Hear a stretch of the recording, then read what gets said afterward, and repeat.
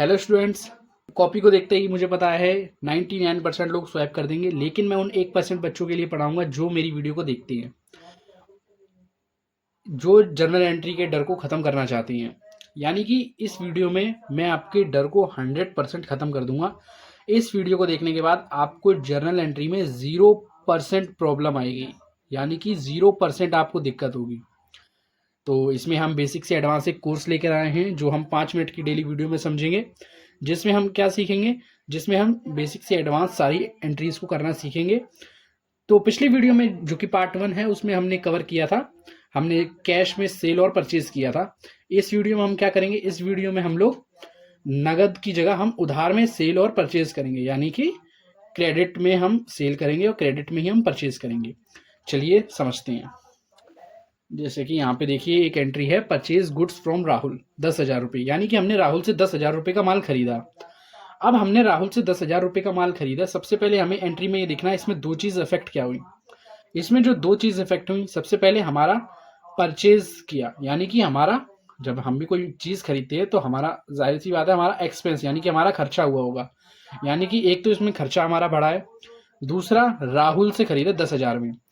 अगर कहीं पर पूरे वाक्य में हमें अगर कैश नहीं दिखा तो हमें यही समझना है कि माल जो है वो हमारा उधार में बिचा है, तो हम उसका नाम लिखेंगे। अब जो माल उधार में बिचा है, तो उधार में जब हमने माल बेचा है, सॉरी मिस्टेक हो गई, माल हमने उधार में खरीदा है। अब जब हम उधार में माल खरीदेंगे तो क्या होगा, हमारी लायबिलिटी बढ़ जाएगी।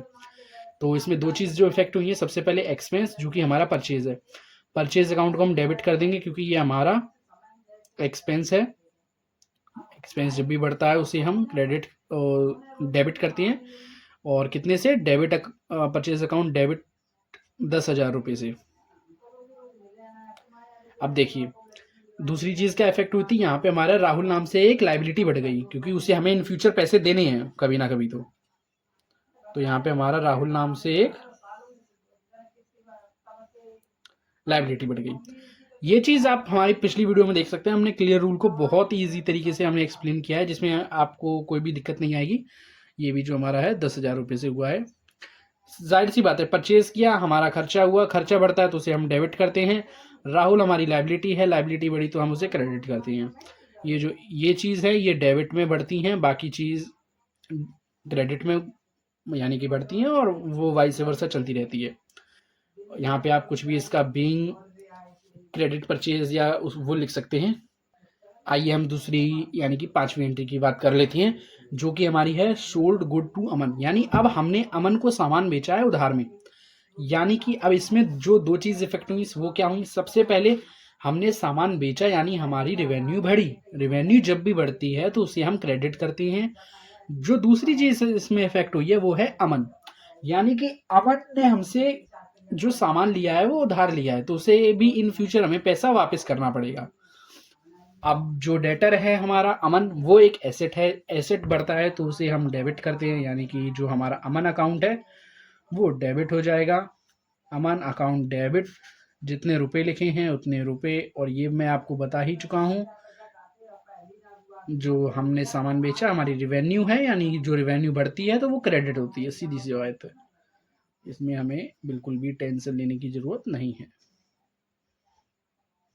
देखिए हाँ, और इसका आप ये तो नरेशन आप बनाकर भी लिख सकते हैं, जो चीज़ ऊपर है बस उसे ही थोड़ा घुमा फिरा के लिख दीजिए। जैसे सेल गुड टू अमन, तो आप लोग यहाँ पे लिख सकते हैं being good sold, sold in credit, यानी उधार में माल बेचा गया। ये तो आप लिख सकते हैं आसानी से। आइए छठी एंट्री की बात कर लेते हैं, जो कि है पेड रेंट इन कैश 3,000 रुपये। अब इसमें समझने वाली बात यह है, इसमें भी जो दो चीज़ घटी हुई है सबसे पहले हम उसकी बात करेंगे।